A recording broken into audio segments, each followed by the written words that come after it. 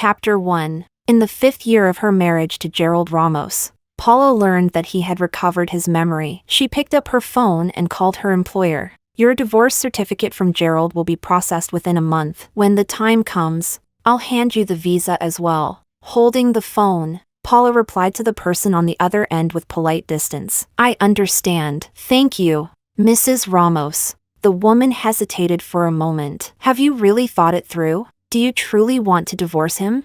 Paula lowered her gaze slightly, her long lashes casting a faint shadow over her eyes. Mrs. Ramos, we had an agreement from the beginning. As long as I became pregnant with a child of the Ramos family, I would be free to leave him. In that case, once you go abroad and give birth to the child, we'll consider the deal completely settled. Not long after the call ended, a transfer notification appeared on Paula's phone. 1 billion. And that didn't even include the final payment. It was enough to last her a lifetime. Suddenly, a deep male voice sounded behind her. Who were you talking to? Paula's heart tightened. She turned around and saw Gerald standing in the bedroom. She had no idea when he had walked in. Dressed in a sharp suit, he looked tall, handsome, and effortlessly noble. Paula smiled without revealing anything. A friend. Gerald glanced at what she was holding. What's that in your hand? A plan for our 5th wedding anniversary. Paula folded up the pregnancy test report she had been clutching and handed it toward him. Do you want to take a look? Gerald didn't move. His expression was complicated. Cancel this year's anniversary. I don't have time recently. But half a month ago, he had already cleared his schedule for the anniversary. 10 days ago, the two of them had still been happily planning how to celebrate it this year. His phone suddenly rang when Gerald saw the caller ID. The long, narrow eyes that usually looked distant softened noticeably. I have something to deal with. No need to wait for me for dinner tonight. With that, he tossed out the words, answered the call, and strode away. Watching his retreating back, Paula felt as if countless needles were piercing her heart, sharp, suffocating pain spreading through her chest. For 5 years, she and Gerald Ramos had been inseparable, deeply in love, until 5 days ago. Everything changed. She didn't know where he had found Susie's photo, but the moment he saw her face, his memories suddenly came back, the memories of the woman who had always been his one true love. Paula had vaguely heard about them before. Gerald and Susie had once been a perfect match, but 5 years ago, Susie's family had invited Gerald Ramos's father to go camping with them. Unexpectedly, they were kidnapped by an extremist anti-rich criminal with violent tendencies. In order to survive, Susie's family exposed the identity of Gerald's father as the richest man in South City. The extremist brutally murdered and dismembered him. The Ramos family flew into a thunderous rage. They spared no cost to ensure the killer suffered a punishment 10 times more horrific. Susie's parents also died quietly in prison. Only Susie was protected by Gerald Ramos. On the day Susie was forcibly sent abroad by the old matriarch of the Ramos family, Gerald desperately chased after her by car and ended up in a serious accident. When he woke up, he had forgotten everything. That was when Mrs. Ramos approached Paula and proposed a deal. At the time, Paula didn't know any of the inside story. She even joked that Mrs. Ramos must be so desperate for a grandchild that she had lost her mind. Mrs. Ramos said to her then, "You don't understand how important Susie is in Gerald's heart. Any woman can marry into the Ramos family and give birth to a Ramos child, but Susie is the one woman who absolutely cannot." Over the years, in order to prevent Gerald and Susie from ever reconnecting, Mrs. Ramos acted with ruthless efficiency. Not only did she erase every trace of Susie's existence, she also made it known throughout the social circle. Anyone in South City who dared to mention Susie again would be making an enemy of the Ramos family. For 5 peaceful years, nothing happened. Yet Gerald still recovered his memory. The moment he remembered everything, he almost immediately flew overseas. Just yesterday, Paula discovered she was pregnant and learned that he had returned to the country. She rushed to the airport to pick him up,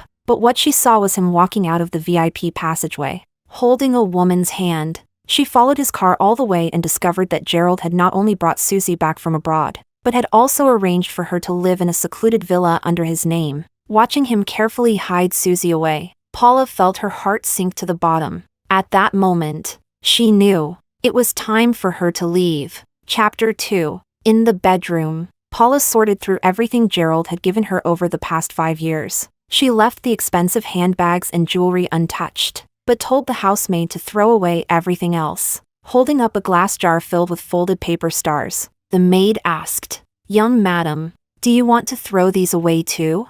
The colorful paper stars were something Paula had taught Gerald to fold back when he was hospitalized after his car accident. She remembered how he had been after losing his memory, violent, temperamental, impossible for anyone to approach. The moment she had pushed open the hospital room door, he smashed a cup against her forehead and told her to get out. Blood immediately streamed down from her forehead, yet she neither got angry nor upset. Instead, she gently asked if he had hurt his hand. With the most patient and tender side of herself, she taught him how to fold paper stars, accompanied him through rehabilitation, massaged his head whenever his headaches flared up, told him stories when he couldn't sleep, and even personally cooked nutritious meals for him, never repeating the same dishes for an entire week. She handled every detail tirelessly, without complaint, until finally he softened and accepted her. She still remembered the day he was discharged from the hospital, holding a full jar of paper stars. He knelt on one knee in front of her. "I told myself that every time I loved you a little more, I'd fold another star. When the jar was full, I'd propose to you. Now the jar is full. Paula, will you marry me?" Back then, he had been sincere and deeply affectionate, his eyes filled with tender love that had reached its peak. The 5 years of their marriage afterward had been so blissful that it felt like a dream. And now, the dream had to end. Paula said calmly to the maid, "Throw them away." "All right." Late that night, just as Paula had lain down, she suddenly received a call from the Ramos family's butler. "Young madam, the young master is being punished by kneeling in the ancestral hall by madam. Please come back and persuade her." Paula quickly changed clothes and rushed to the Ramos family's old mansion. From the butler, she learned that although Gerald had secretly brought Susie back to the country, he still hadn't managed to hide it from Mrs. Ramos. Mrs. Ramos had people capture Susie, and Gerald rushed back to the Ramos mansion to plead for her. Inside the ancestral hall, Mrs. Ramos was furious. "You actually dared to secretly bring that woman back. Have you no respect for your father's spirit in heaven? The one who harmed Dad was Susie's parents. They've already paid the price. Susie is innocent. The daughter of criminals dares to speak of innocence? She shares the blame for your father's death. By defending her like this, you're not only betraying your father, you're also betraying Paula, who has stayed by your side all these years." Gerald frowned for a moment, his tone filled entirely with protection for Susie. "Susie has suffered enough abroad all these years. I can't just abandon her." Mrs. Ramos's voice sharpened. "So you're determined to protect her no matter what? If you still refuse to let Susie go, then I will atone in her place. I'm willing to accept the family punishment, just please release her and stop making things difficult for her." Paula was stunned by his words. She had never imagined he would go this far for Susie. Mrs. Ramos was so angry she almost fainted. "Do you even know that Paula's she? Mom." Just as Mrs. Ramos was about to blurt out the truth about Paula's pregnancy, Paula's face changed instantly and she cut her off in a hurry. She walked over and forced a smile, trying to calm her. "Everything can be discussed. Please don't get angry. It's not worth harming your health." Only then did Mrs. Ramos suddenly realize that if Gerald learned Paula was pregnant, the man who had now recovered his memory might never allow her to keep the child. Mrs. Ramos swallowed the words that had reached her lips and instead asked Gerald sharply, "So you truly want Susie to willingly accept the family punishment?"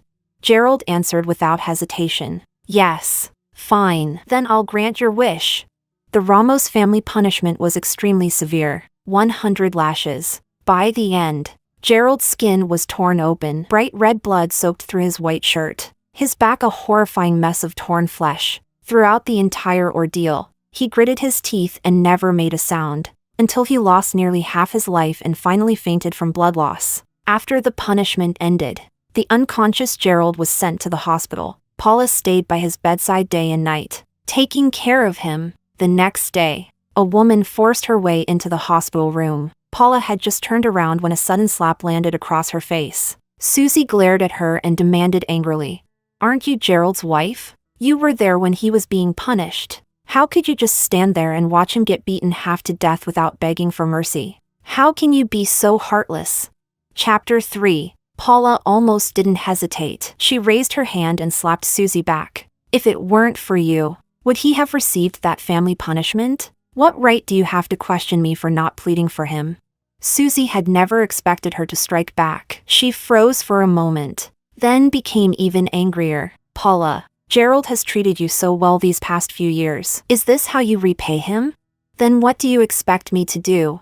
She had wanted to plead for him, but he had willingly accepted the punishment for the daughter of the people responsible for his father's death. How could she possibly bring herself to beg for mercy in that situation? Susie accused her furiously. I really didn't expect you to be so cold-hearted. You don't deserve to be with him at all. Paula sneered. If I don't deserve to be with him, does the daughter of his family's enemy deserve it? Enough. Gerald had woken up at some point without them noticing. Susie's eyes instantly filled with tears. She rushed into his arms, crying, Gerald, you're finally awake. Do you know how badly you scared me? Gerald gently patted her back and spoke softly. Did my mother make things difficult for you again? Susie shook her head while crying. After you took the family punishment, Mrs. Ramos ordered someone to release me. Gerald let out a breath of relief. That's good. Mrs. Ramos had probably let Susie go because she didn't want things to become too ugly between her and her only son. Gerald allowed Susie to cling to him despite the wounds covering his body. The scene made them look like a loving couple. Meanwhile, Paula seemed like the outsider who didn't belong there at all. A heavy dullness pressed against Paula's heart. At the same time, the black mandala tattoo on her ankle seemed to burn with a sharp, piercing pain. Without saying a word, she turned and left the hospital room. Gerald stayed in the hospital for several days, and Susie remained in the room with him the entire time. Paula was tactful enough not to appear unnecessarily and disturb them. She hired a nurse to take care of him every day. The housemaid delivered his 3 meals, and she would also inform Paula about his recovery. One day, while Paula was focused on drawing a design draft, she received a call from Mrs. Ramos. Mrs. Ramos asked about the condition of the baby in her womb. The doctor said everything looks good. There aren't any problems. Paula replied, you need to pay attention to nutrition. If anything happens, inform me immediately. All right. Mrs. Ramos fell silent for a moment before saying, Gerald was discharged from the hospital today. Aren't you going to pick him up? Paula lowered her eyes. The tattoo on her ankle seemed to ache faintly again. She pressed her lips together. Susie is there. If I go, I'll just be unnecessary. Besides, Gerald and I are about to get divorced. Mrs. Ramos sighed. Paula, I've seen the feelings between you and Gerald over the years. If you're willing to stay by his side, I can guarantee that no one will be able to shake your position as the young madam of the Ramos family. But no one could guarantee that Gerald's heart didn't belong to Susie. Mrs. Ramos, the terms of our deal from the beginning were simple. I would give birth to a child for him and then leave with the money. That's all. In front of outsiders, Paula would call Mrs. Ramos mom. But in private, she always kept a clear distance and addressed her formally as Mrs. Ramos. It was her way of constantly reminding herself. Her relationship with Gerald had begun as a transaction. She shouldn't become too emotionally involved. Yet after 5 years of shared days and nights,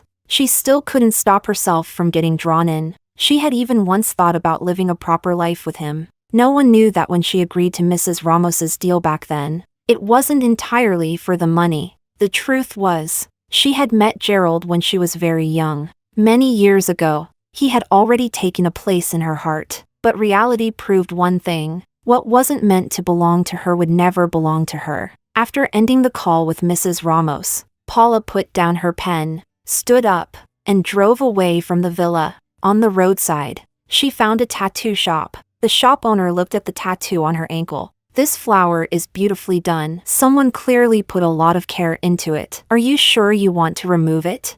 Paula replied calmly. Remove it? Well, the process will hurt a bit. Try to endure it. Paula sat in the chair, staring at the tattoo on her ankle. The tattoo had been done during the first year of her passionate newlywed days with Gerald. He had painstakingly learned the technique himself and personally tattooed it for her. Back then, he had asked what she wanted. She said she wanted a black mandala flower. Gerald had asked curiously, why this flower? Does it have some special meaning for you?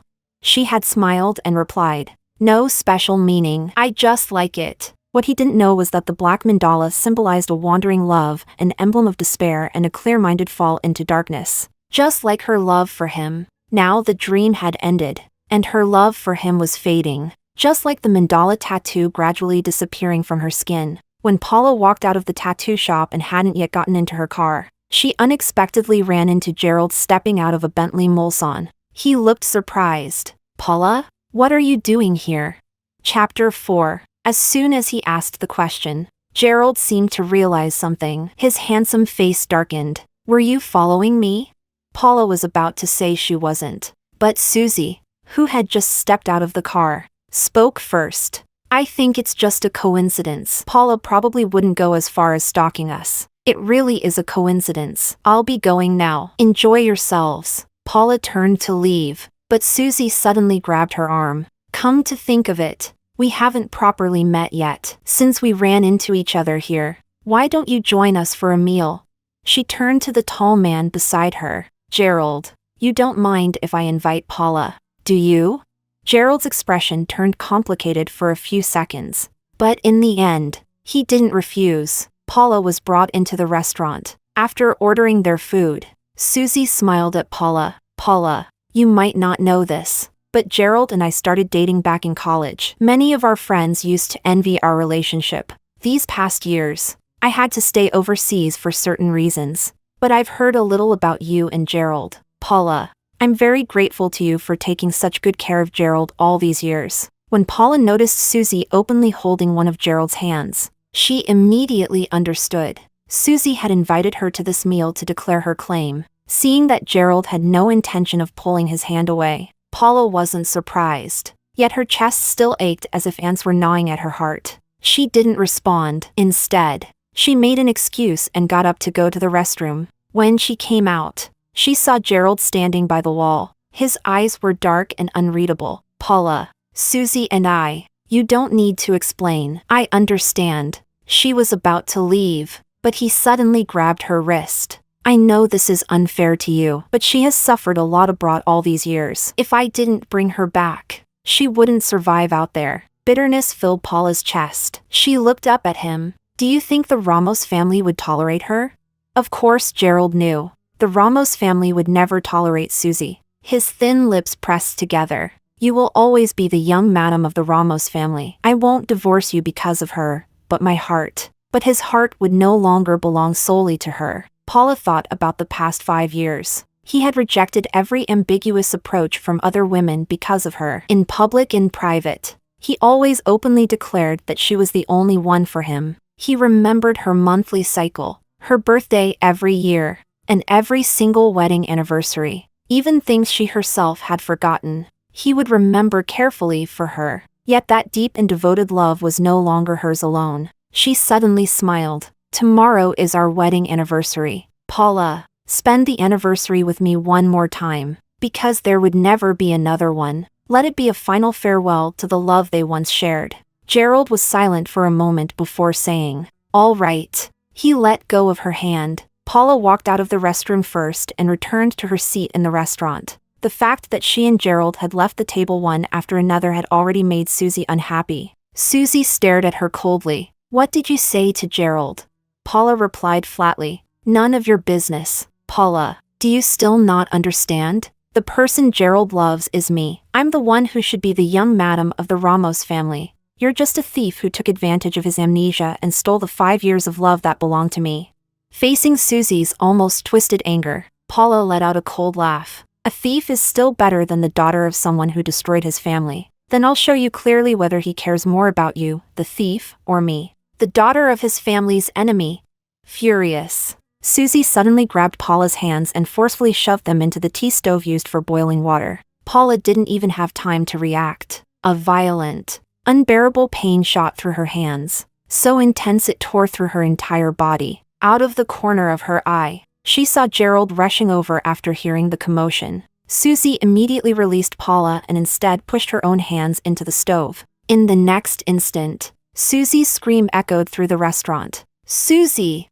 Gerald dashed over. When he saw Susie's burned hands, he picked her up and rushed out of the restaurant. "Gerald!" Paula tried to call out to him, but all she could see was his hurried retreating back. From beginning to end, he never once turned around to look at her, whose burns were clearly far worse. Cold sweat poured down Paula's body. The pain tore through every nerve in her body. Before long, she lost consciousness. Chapter 5. When Paula woke up, she was in a hospital filled with the smell of disinfectant. Her hands had been treated and wrapped in thick bandages, looking like dumplings. The intense pain was still there. She gasped sharply from the agony. Just then, Paula heard a conversation behind the curtain beside her, Gerald talking to a doctor. The doctor said, "Miss Susie's hand has a burn that's quite serious. It will probably be very difficult for it to recover to its original appearance." Susie immediately spoke with a trembling, tearful voice. "My hands are the most beautiful part of me. If they can't recover,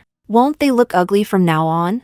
Gerald comforted her softly. "It's all right. It's only a small area, but it'll still look terrible." "Gerald, please think of something. I don't want my hands to become ugly." He had no choice but to ask the doctor, "Is there a solution?"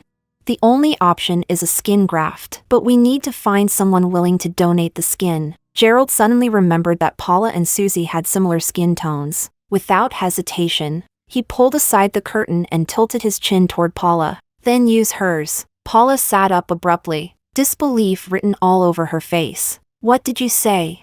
"Susie's hands are the thing she treasures most. We only need a small piece of your skin. She treasures her hands, so does that mean I don't treasure mine?" Gerald frowned, his handsome face dark with irritation. "Paula, it's just a small favor. I'll compensate you afterward." Paula felt as if she had just heard a joke. "Gerald, do you know that my hands are used to draw design drafts? I'm already injured like this. And have you even asked who caused it?" "Susie did it on purpose." Gerald's voice turned cold. "Susie wouldn't do something like that." Paula's eyes widened. "So you're saying I'm slandering her?" "That's not important right now. What matters is arranging the skin graft surgery for her immediately." "I refuse. Don't even think about taking anything from me."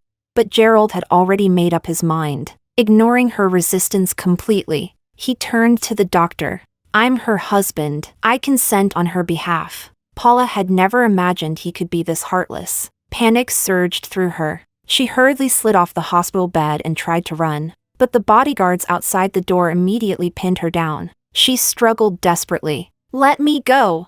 The bodyguards held her firmly as the doctor walked over with a syringe of anesthetic and injected it into her body without hesitation. Fear overwhelmed Paula. "You can't do this. You can't." She was pregnant. "Gerald, make them stop. Otherwise I'll hate you. I'll hate you forever." The word hate made Gerald's heart tighten instantly. Perhaps because their past 5 years had only ever been filled with love. The idea that she could hate him was something he had never imagined. Meeting the crimson hatred in her eyes, Gerald's Adam's apple moved slightly. A fleeting hesitation flashed through his gaze. The anesthetic worked quickly. Before Paula lost consciousness, the last thing she saw were Susie's triumphant smile and Gerald turning his face away. No longer looking at her, her eyes grew wet and sore. Her heart sank into complete despair. Thinking about it carefully, Gerald already knew Susie was the daughter of the people responsible for his father's death. Yet he still angered Mrs. Ramos and willingly took the family punishment to atone for her. If he could protect Susie to that extent, then asking for a piece of Paula's skin for Susie, what was that worth in comparison? Only now did Paula taste regret. She regretted falling in love with him. She regretted agreeing to that deal with Mrs. Ramos. If she had known he could abandon all principles for the daughter of his father's enemy, she would never have allowed herself to have even the slightest connection with him. When Paula woke up again, both Gerald and Susie were gone. Only one of Gerald's bodyguards remained beside the bed. The bodyguard handed her an exquisitely packaged brocade box. "Young madam, you're awake. This is a gift from Mr. Ramos as compensation." Paula didn't even look at it. She simply raised her hand and knocked it to the floor. "Get out." Chapter 6. Seeing that Paula was emotionally out of control, the bodyguard didn't stay long. Before leaving, he relayed one last message. "Mr. Ramos asked me to tell you that he remembers the wedding anniversary. He'll make time to come back and spend it with you." But Paula couldn't listen to any of that right now. After the bodyguard left, she hurriedly lifted the blanket and got off the hospital bed, heading straight to the obstetrics department for an examination. Fortunately, the doctor reassured her, "You don't need to worry too much. Anesthesia doesn't have a major impact during early pregnancy, since you're not showing signs of miscarriage right now. It means the fetus is still developing normally. Just keep up with regular prenatal checkups so we can detect any abnormalities in time. I understand. Thank you, doctor. After leaving the obstetrics department, Paula let out a breath of relief. But when she looked at her hands, wrapped like dumplings, missing a piece of skin, an overwhelming bitterness filled her chest. On the day of their wedding anniversary, Gerald really did come back, even though it had been Paula who asked him to spend the day with her. Seeing him now didn't bring the joy she had once imagined. The house hadn't been decorated warmly and romantically like in previous years. Instead, everything felt cold and bare. Gerald thought about the icy hatred in her eyes at the hospital, and something seemed to clog his chest.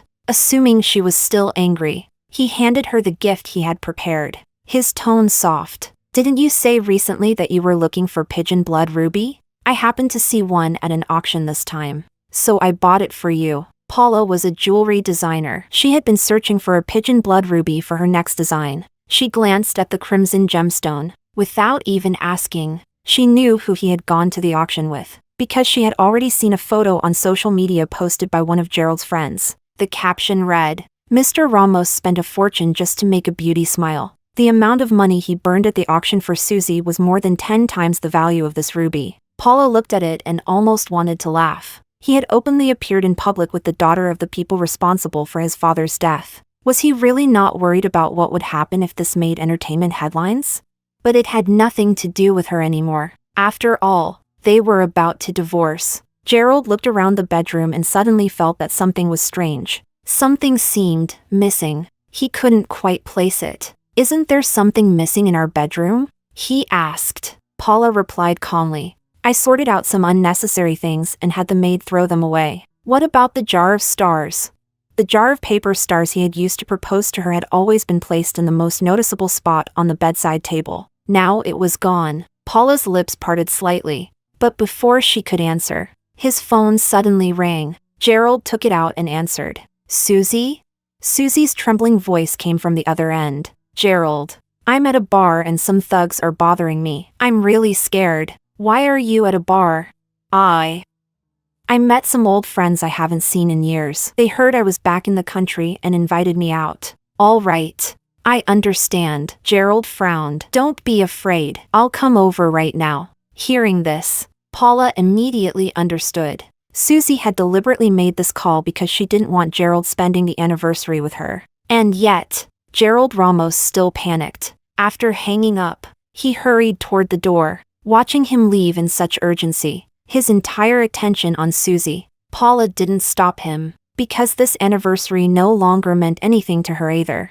However, when he reached the door, Gerald suddenly remembered something and turned back. "This Saturday there's a Ramos Group banquet. You're my wife and also the chief jewelry designer of the Ramos Group. You should attend. I'll come pick you up." Chapter 7. Since their divorce had not yet been finalized, Paula had no choice but to attend the banquet with Gerald. But only after arriving did she realize that Gerald had actually brought Susie to the event as well. She couldn't help asking, "She isn't part of the Ramos Group. Why is she allowed to be here?" Gerald replied vaguely. Susie felt bored staying in the villa and wanted to come along to see the excitement. "I couldn't refuse her." Paula was about to say something when a commotion suddenly erupted in one corner of the banquet hall. "So you're the daughter of the people who caused Mr. Ramos's father's death, and you still have the nerve to appear at a Ramos Group internal banquet?" Faced with several Ramos Group employees surrounding her, Susie snorted defiantly. "Gerald invited me. If he hasn't said anything, what right do you have to criticize me?" A loud slap rang out as one of the women struck her across the face. "You think just because you used to date Mr. Ramos we're going to worship you? Mr. Ramos and Ms. Paula are the married couple. Are you planning to become the third party in their marriage? Your parents caused Mr. Ramos's father's death, and now you want to come back and take Mr. Ramos away too? Have some shame." "Exactly. Strip her and throw her out onto the street, teach her a lesson." Several women surrounding Susie began pulling at the white evening dress she was wearing. Gerald's furious voice suddenly cut through the chaos. "Stop! Who allowed you to do this?" Seeing him stride over, Susie's eyes instantly reddened. Tears streamed down her face. Gerald took off his suit jacket and draped it over her shoulders. When he saw clearly that the people bullying Susie were all company employees who usually had close contact with Paula, a surge of anger flashed in his eyes. He turned coldly to Paula. "Did you order them to do this?" Paula froze. "I didn't." "Stop arguing. In the entire company, who else besides you would have such hostility toward her?" He accused her without even investigating. So in his eyes, she was this kind of person? Paula had wanted to explain, but when she saw the unfamiliar, dark look in his eyes, the first time he had ever looked at her that way, her throat tightened. Suddenly, she felt there was no point explaining. They would soon have nothing to do with each other anyway. Did it really matter how he saw her?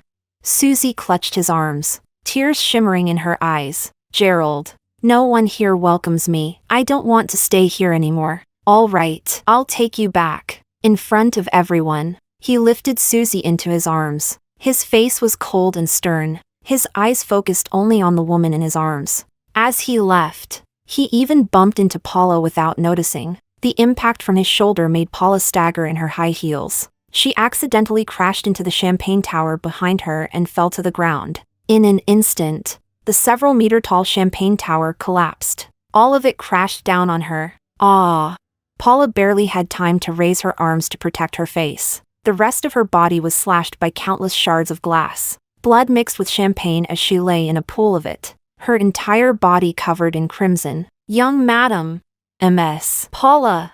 Everyone who saw the scene fell into chaos. Through Paula's blurry vision, she saw Gerald turn back and glance at her. He paused for a few seconds. Then Susie said something to him. Gerald turned away and left. Her body was in unbearable pain, but her heart felt numb. She wasn't surprised at all that he had once again ignored her injuries. Soon after, Paula lost consciousness. When she woke up again, she was in the hospital. A nurse noticed her opening her eyes. "You're finally awake. The employee who brought you here had to leave. Do you want to call a family member or friend to come take care of you?" Paula weakly shook her head. "No need. You were seriously injured. It took us a long time to remove all the glass fragments embedded in your body. You won't be able to move easily right now. It would be best to have someone come care for you." Just as the nurse finished speaking, Gerald suddenly burst into the room, but he hadn't come to check on her injuries. Like a gust of wind, Gerald rushed to the bedside, grabbed Paula's wrist, and pulled her off the bed. "Come with me." "What are you doing? Let go of me." "Gerald, it hurts." The countless wounds on her body made her frown in pain, sharp breaths escaping her lips. Gerald's expression was dark and severe. "Susie has been taken away by my mother. Right now, you're the only one who can save her." Chapter 8. Ignoring Paula's injuries and the nurse's attempts to stop him, Gerald forcibly dragged her out of the hospital and shoved her into the car. Then he took out his phone and called Mrs. Ramos. "Paula is with me. Release Susie." On the other end, Mrs. Ramos was stunned. "You're threatening me with Paula?" Gerald's expression darkened. "Paula is the daughter-in-law you've always been most satisfied with. I'm sure you wouldn't want anything to happen to her. You're using your own wife to threaten me into releasing that woman?" Mrs. Ramos snapped. "Do you really think I'll agree?" She was certain he wouldn't truly hurt Paula, so she remained unmoved. With an imposing voice, she continued, "I already showed mercy by allowing that woman to stay in South City. Yet she doesn't know her place. Instead of keeping a low profile, she keeps causing trouble and even dared to show up at a Ramos Group internal banquet. If I keep tolerating her, next time she'll dare challenge me directly." Gerald's tone grew colder. "Then it seems I'll have to do something before you're willing to release her." "Gerald, I advise you not to continue." Before Mrs. Ramos could finish speaking, Gerald abruptly hung up. The chills surrounding him made Paula shiver. A terrible premonition rose in her chest. "What are you going to do to me?" "Sorry, Paula, I don't have a choice." Hearing the indifference in his voice, Paula didn't hesitate for even half a second. She twisted the car handle, trying to escape. Gerald immediately noticed her intention. He yanked her back, locked the doors, and slammed on the gas. "Stop the car, Gerald! Stop the car!" No matter how hoarsely she screamed, he ignored her. Eventually, Gerald drove her to a construction site. He took out a rope and tightly bound her. During the process, Paula struggled, fought, and tried several times to run, but it was useless. Bound tightly, her eyes reddened. You really planned to use me to threaten your mother? Gerald couldn't bear to see her crying, but when he thought about Susie's uncertain fate in Mrs. Ramos's hands, panic overrode the small trace of softness in his heart. His throat felt dry as he wiped away her tears with his thumb. Don't worry, I'm only scaring her to force her to release Susie. I won't really hurt you. Won't really hurt her? Hadn't he hurt her enough already? A chill spread through Paula's heart as tears filled her eyes. Gerald, what did I ever do wrong for you to treat me like this?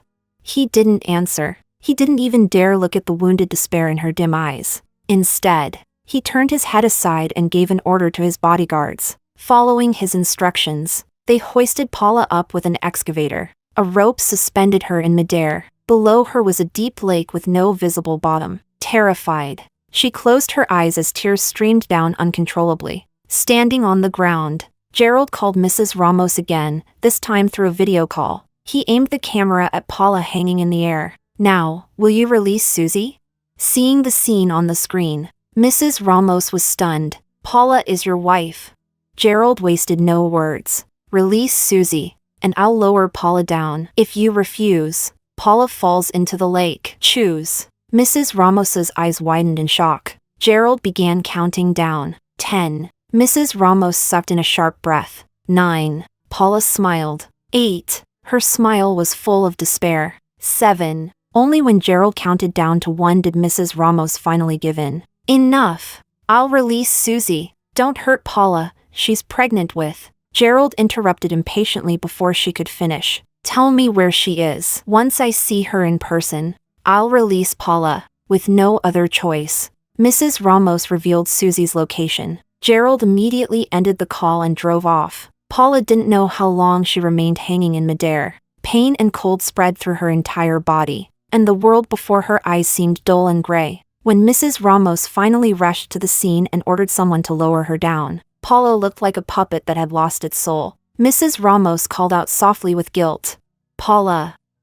I'm sorry. I didn't expect things to turn out like this. Don't worry, I will seek justice for you. But compared to justice, Paula cared about something else. She suddenly raised her head and asked the elegant woman in front of her.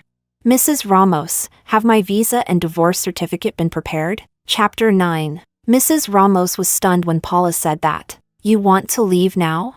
Yes. She wanted to leave. She wanted to get away from Gerald, from Susie, from the entire Ramos family. Otherwise, one day she might die without even knowing how it happened. After everything she had suffered during this period, the only thought in Paula's mind was a desperate urge to stay as far away as possible from everyone in the Ramos family. Mrs. Ramos's expression turned complicated. Let me make a call first. She took out her phone and dialed a number. After asking a few questions, she told Paula. Everything is ready. Paula nodded. Please have someone send them to the airport, and prepare a clean set of clothes for me. I'll head there now. Her wounds had reopened during all the turmoil, and fresh blood was seeping through them again. Mrs. Ramos said worriedly.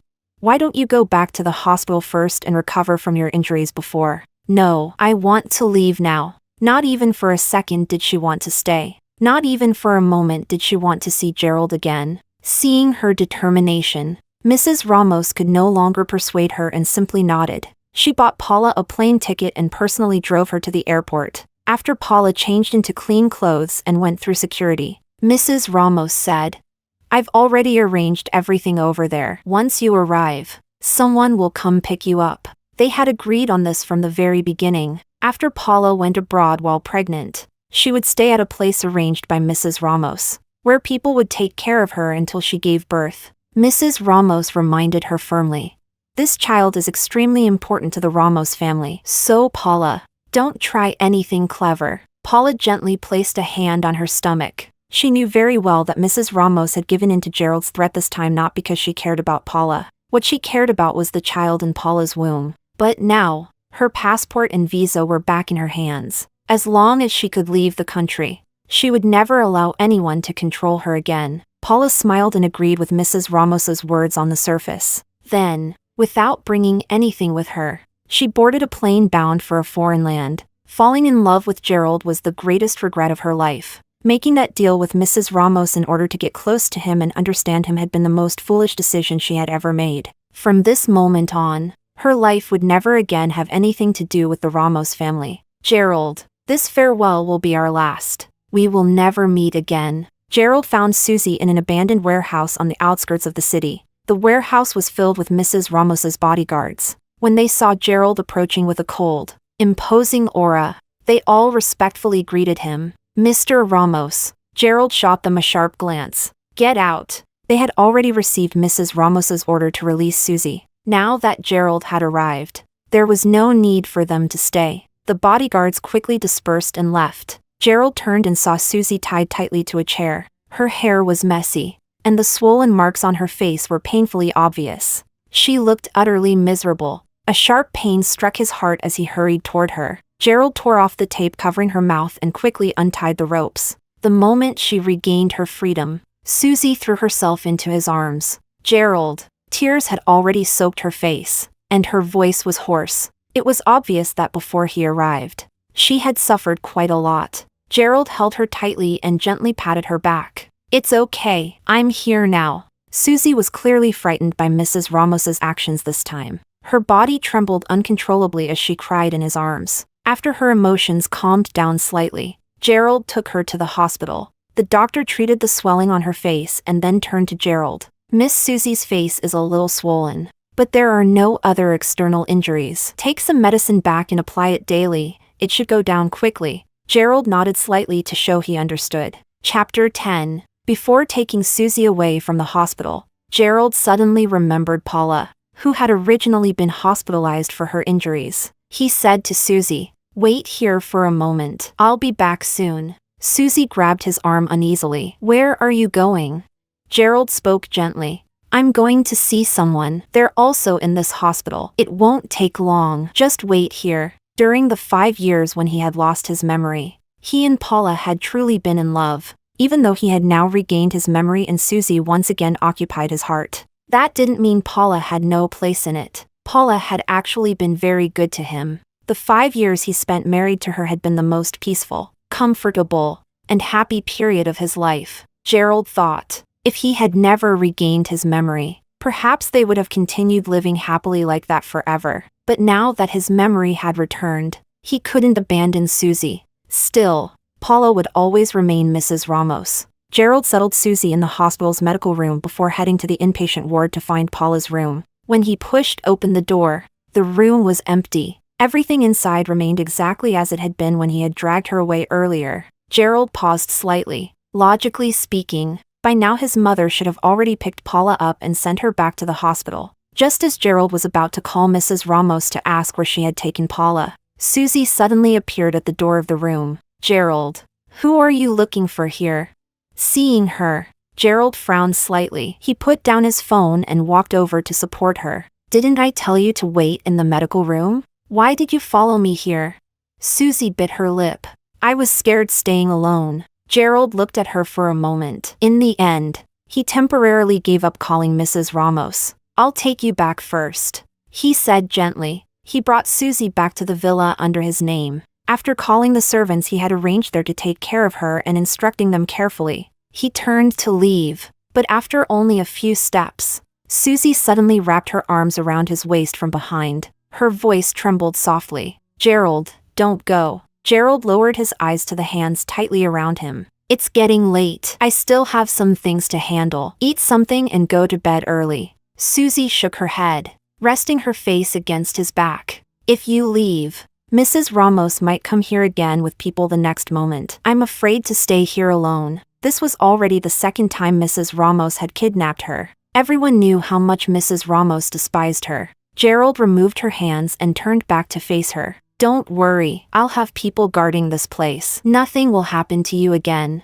"No." Susie refused immediately. "The entire Ramos family listens to Mrs. Ramos. If you're not here, who would dare disobey her?"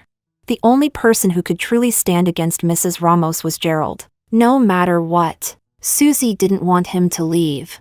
Her eyes were red, and her expression and voice were filled with obvious fragility. "I don't want to stay here alone. Can you stay with me?"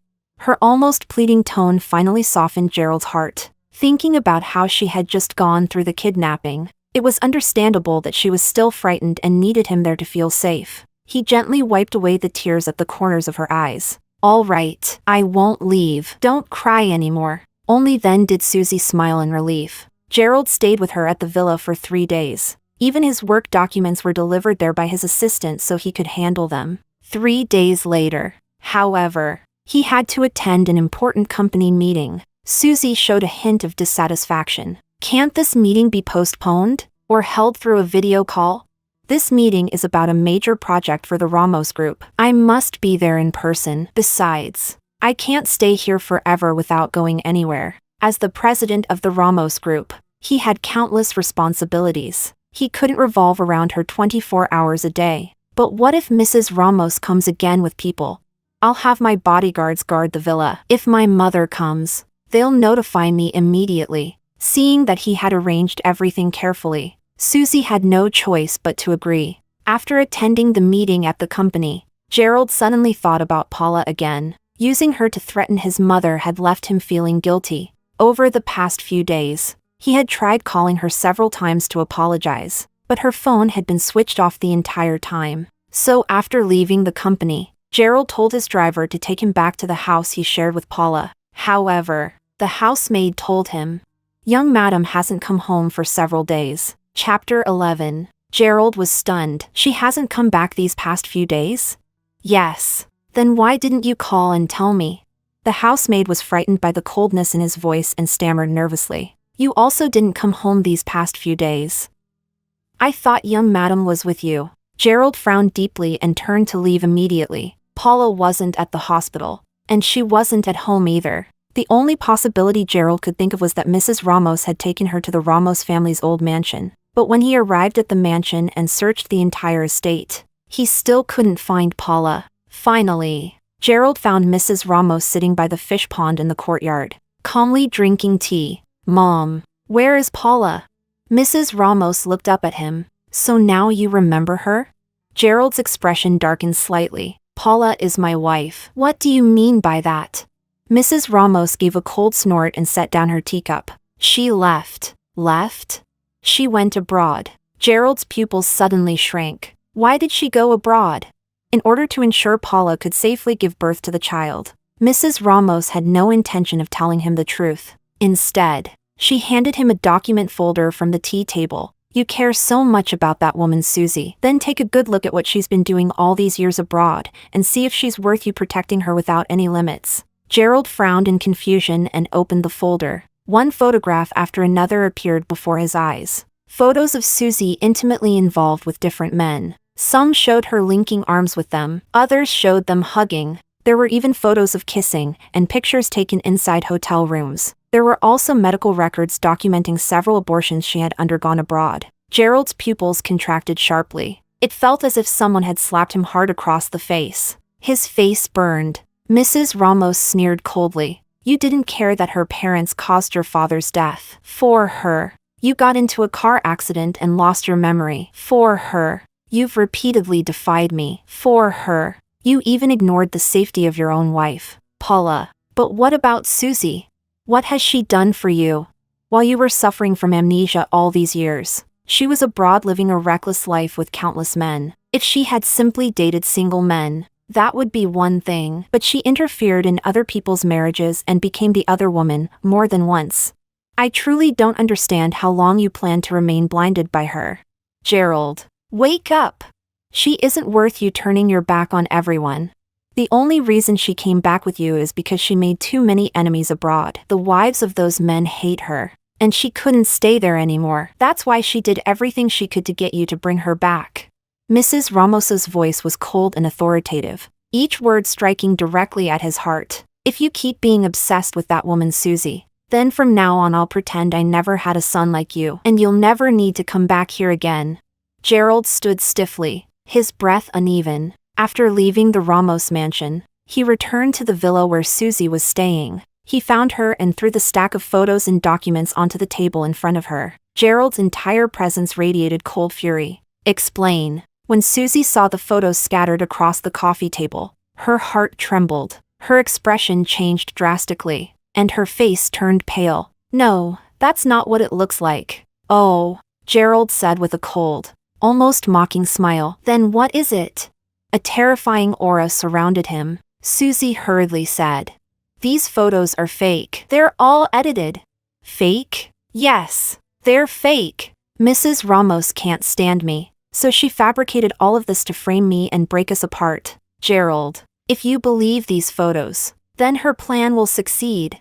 Chapter 12. Mrs. Ramos hated Susie's parents for causing her husband's death and taking away the man she loved. Naturally, she also hated Susie and could never tolerate her being entangled with Gerald, if it meant breaking them apart so that Gerald would stop caring about Susie. There was nothing Mrs. Ramos wouldn't do. Fabricating stories and tarnishing Susie's past was not impossible, but Gerald was not a fool. He didn't simply believe Susie's one-sided explanation. He immediately ordered his assistant to investigate everything Susie had done abroad over the past few years. At the same time, he had professionals examine the photos to determine whether they were digitally manipulated. Susie knew very well that nothing could stay hidden. Once Gerald finished investigating, her entire life would collapse. So during the few days Gerald's assistant was conducting the investigation, she hurriedly booked a plane ticket. Late at night, when the bodyguards outside the villa had relaxed their vigilance, she seized the opportunity to sneak away and head for the airport. However,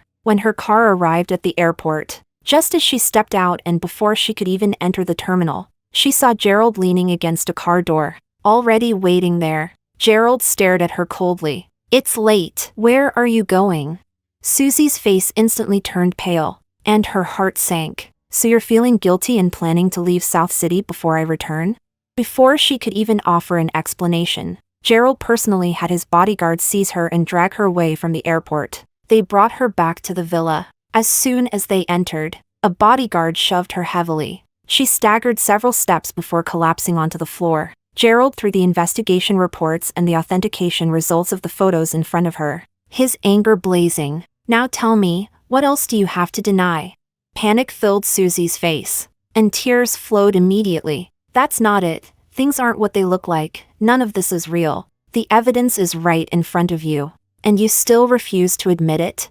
At this point, all her denials sounded futile to him. Susie knew denying it was useless. She crawled toward him in desperation and grabbed his legs, looking up at him with tear-filled eyes. "I did those things, but I had no choice." Gerald looked down at her coldly. "No choice? When Mrs. Ramos drove me out of the country back then, I had nothing, no money, nothing at all. I could barely survive. I had no choice but to date those men." Gerald gave a cold laugh. "If you want to say it nicely, you dated them. If you want to say it honestly, you were being kept by them." Susie's face stiffened. "Fine. The first time you interfered in someone else's marriage, you say it was because you had no choice to survive abroad. But the second time? The third time?" Susie froze, suddenly unable to say a word. Disgust appeared in Gerald's eyes. "So all those times you willingly became someone's mistress, including those abortions you had, were also because you had no choice to survive?" Susie spoke weakly. "What else could I do? I was a woman alone in a foreign country with no one to rely on. If I didn't depend on those men who liked me, who else could I rely on? You had your own hands and feet. You could have done anything. Why did you have to become someone who destroys other people's marriages?" Susie's voice began to choke with sobs. "I know what I did wasn't right, but that's all in the past. The only person I've ever loved has always been you." "Gerald, loved me?" Gerald sneered. "Don't disgust me." "Disgust?" He said she disgusted him? Susie stared at him in shock. Gerald's voice was icy. "You keep saying you love me, but after leaving me you went from one married man to another. That's your love?" You had such a terrible reputation abroad that the wives of those men joined forces to suppress you and wanted you gone. You knew you couldn't stay there anymore, so you deliberately tried to remind me of you, remind me of our past, just so I would bring you back to this country. Isn't that the truth?" He tore apart her false mask without mercy. The deep disgust in his expression pierced her eyes. Susie's face suddenly changed. "And what right do you have to criticize me?" She snapped. "After we separated, weren't you with Paula as well?" Chapter 13. Gerald's voice turned cold. "You have no right to mention Paula. You're not worthy of it." "Not worthy?" Susie let out a bitter laugh. "And you are?" She slowly released his legs and pushed herself up from the ground, under his icy gaze. She smiled mockingly. You say I disgust you, but didn't you disgust Paula as well? Didn't you betray your marriage to her? Gerald suddenly grabbed her by the throat. Shut up. But Susie refused to be silent. Instead, she spoke recklessly. We're the same. Neither of us is more noble than the other. Gerald's anger surged, his expression dark as if he wanted to strangle her. Susie's face twisted with resentment. And what right do you have to judge what I did abroad all those years? The reason I was sent overseas and ended up like that was because of your family. Gerald looked at her in disbelief. Because of us? Back then, her parents had caused his father's death. The Ramos family had wanted to wipe them out completely. It was Gerald who had defied everything, who had even risked being labeled unfilial, just to protect her. And now she was accusing his family of ruining her life. At that moment, Mrs. Ramos walked in. I told you long ago, she said coldly. Her parents were despicable people. Of course they couldn't raise a decent daughter. The entire family is ungrateful and heartless. Now you can finally see her true face. The moment Susie saw her, she froze like a mouse facing a cat. Her face turned pale and her body trembled violently. Mrs. Ramos. Mrs. Ramos sneered at Gerald. You protected her so fiercely, yet this woman has never been loyal to you. Instead, she blames you. Now tell me, are you still unwilling to let go of the little romance you once had with her? Gerald was utterly disappointed. The exhaustion and disillusionment on his face were unmistakable. Everything he had done for Susie now felt like a joke. He closed his eyes briefly and took a deep breath before making his decision. From now on, I won't involve myself in her matters anymore. Do whatever you want with her. In other words, he was handing her over to Mrs. Ramos. Susie knew very well what kind of person Mrs. Ramos was. Back then, it was Mrs. Ramos who had sent her parents to prison and bribed people inside to torture them to death. If she fell into Mrs. Ramos's hands again, her fate would be far worse. Terrified, Susie rushed forward and grabbed Gerald's hand as he turned to leave. Gerald, you can't abandon me. You can't treat me like this. Before she could finish, Gerald pulled his hand away as if he had touched something filthy. His voice was completely cold. Take care of yourself. Then he walked out of the villa without a single glance back. Susie stood there frozen, her face drained of color. Mrs. Ramos immediately signaled the bodyguards beside her. They moved forward and restrained Susie. Gerald didn't leave after stepping outside. Instead, he leaned against the wall. Inside the villa, Susie's screams and curses echoed through the air. Yet his heart was as cold as iron. He no longer reacted. After nearly an hour of torment, Mrs. Ramos looked at the miserable woman lying on the ground and finally felt satisfied. Throw her into a mental institution. She ordered the bodyguards. Let her enjoy herself there. The bodyguards dragged Susie outside. Mrs. Ramos followed them out. Gerald, who had been waiting outside the entire time, suddenly asked, "Where is Paula?" "Her?" Mrs. Ramos replied. "You sent her abroad. Where did you send her?" Mrs. Ramos studied him carefully and immediately understood his intention. "You want to find Paula?" "Yes," Gerald said quietly. "I want to bring her back." Back then, Mrs. Ramos had made the deal with Paula because she feared Gerald would be blinded by Susie and the Ramos family line would end. But now Gerald had awakened, and Susie had been dealt with. She no longer had to worry about Gerald refusing to let Paula keep the child. As long as the woman Gerald loved was no longer Susie, Mrs. Ramos didn't care who it was. Any woman would do. So she told Gerald the truth, that Paula was pregnant and had been sent abroad to quietly carry the baby to term. However, before she could finish speaking, her phone suddenly rang. It was a call from overseas. Mrs. Ramos answered. A voice came from the other end. "Mrs. Ramos, I'm very sorry to inform you that Paula, she's dead." Chapter 14. What? Hearing the news, Mrs. Ramos's body went weak. Gerald's expression changed drastically. He snatched the phone and demanded, "Who did you say died?"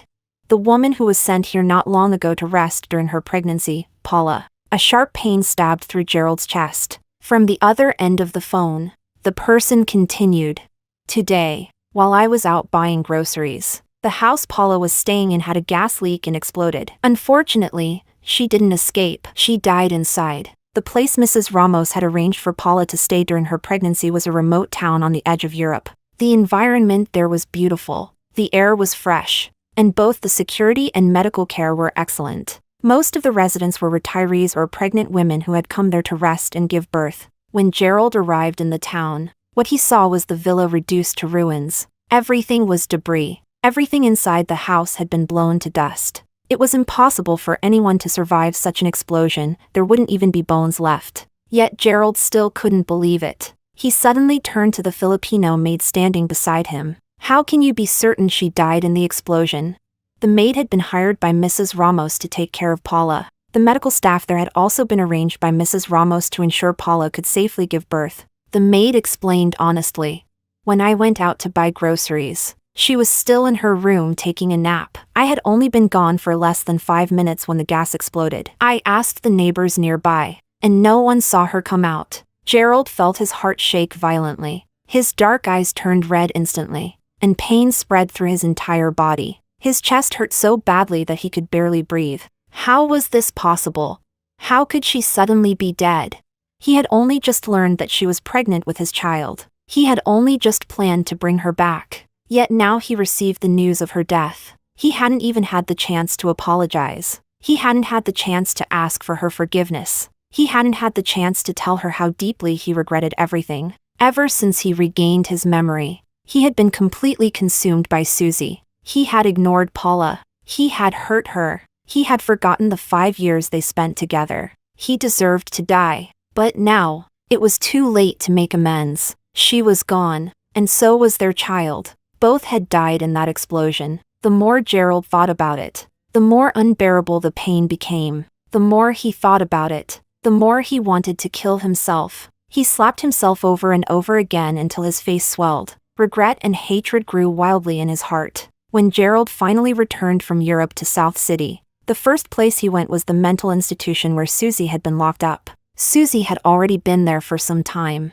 The environment and the chaotic patients had nearly driven her insane. If she stayed any longer, she would soon become just like them. Until Gerald's bodyguards dragged her out and brought her before him. When Susie saw Gerald for the first time in nearly half a month, the last bit of sanity she had clung to suddenly ignited with hope. She hurriedly crawled toward him and grabbed at his legs, joy filling her eyes. "You came to take me away, didn't you? You came to save me, right?" Gerald looked down at the woman kneeling beside him. "Save you? Gerald, I know I was wrong. Everything I did before was wrong. Please take me away. I don't want to stay here anymore. The people here are too terrifying." She cried in fear. "The ones who wronged the Ramos family were my parents. Not me. They're already dead. I've never hurt you. Please, let me go." But as Gerald looked at her, all he could think about was Paula. Paula, who had died in the explosion. He remembered her burned hands. He remembered the skin taken from her. He remembered her lying in a pool of blood among shattered champagne glasses. He remembered her hanging helplessly in midair. Every memory was like a knife slicing into his heart. He hated his own blindness. He had mistaken a worthless stone for a priceless pearl. For a woman like Susie, he had hurt Paula again and again. Gerald's voice turned icy. "If it weren't for you, Paula would never have left South City. She wouldn't have died, and I wouldn't have lost her, or the child she was carrying." Chapter 15. Susie was confused. "What? Paula is gone," Gerald said coldly, "and so is the child she was carrying for me. Do you really think I'll let you go after that?"